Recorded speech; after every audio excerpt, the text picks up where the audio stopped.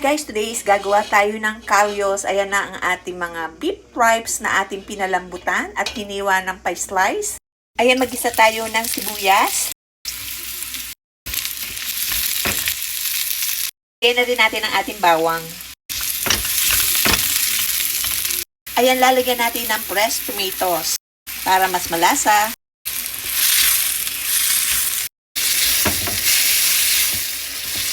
Hulog na natin ang green and red bell pepper.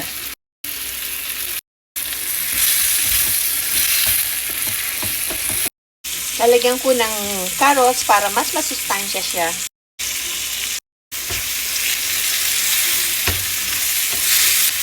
Lagyan natin ng patis,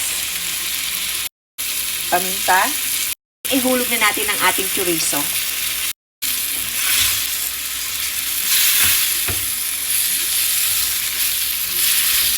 Halu-haluin lang natin para maluto yung ating mga ingredients.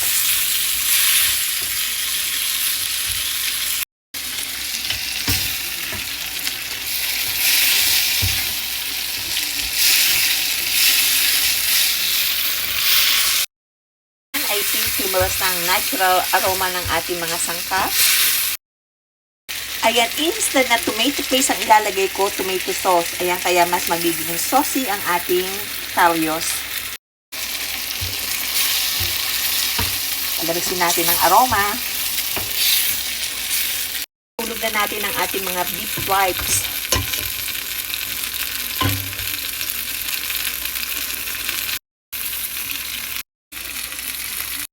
Ayan, so napalambutan na natin siya, kaya madali lang natin itong iluluto. Ayan, ilagay na natin yung stock ng pinagpakuluan.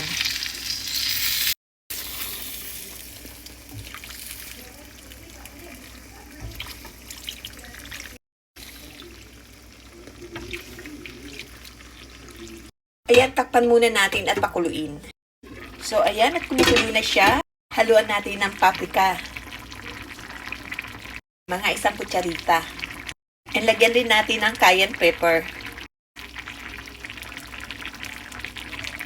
Kaya ilalagyan ko rin itong ating siling na ani sa ating garden. Haluin lang natin mabuti. Ihulog na natin ang ating olive. Preserved. Ayan. Our homemade.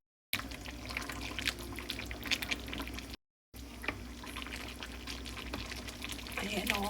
Makulay talaga ang ating kalyos.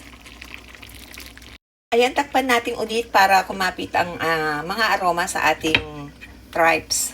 Ayan, nakalimutan ko lagyan ng bay leaves. Lagyan na natin.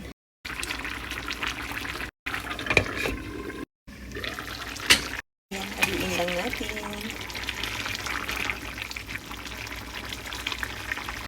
Ayan, lastly, lagyan na natin ng chickpeas. Wow, malapit na siyang maluto.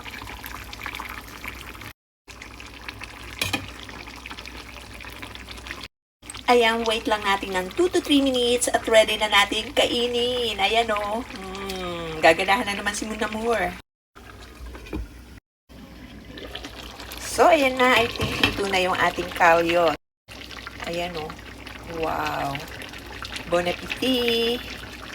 Ayan ang ating kalyos.